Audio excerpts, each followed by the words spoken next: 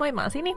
Ja mä oon Lilli. Meidän podissa me sukelletaan Redditin syövereihin ja pohditaan pulmia ja kysymyksiä ja tilanteita, joista meiltä ei ole kysytty. Me ollaan valittu jokaisen jaksoon oma aihepiiri, joten me tullaan ruotimaan muun muassa ystävyyssuhteita, Deittailua, parisuhteita, kiusallisia tilanteita, perhesuhteita ja kaikkea mahdollista muutakin.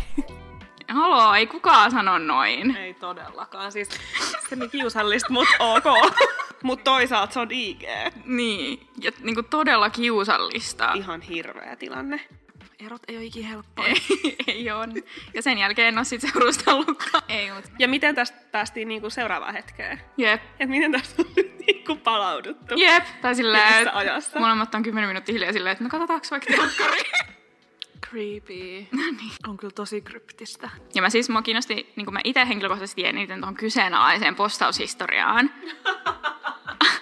Mutta toi oli poistettu tili. No, ei ole yksiselitteistä, mutta dump him. Niin, dump his ass to the curb. Meillä tulee jakso ulos joka torstai. Be there or be square.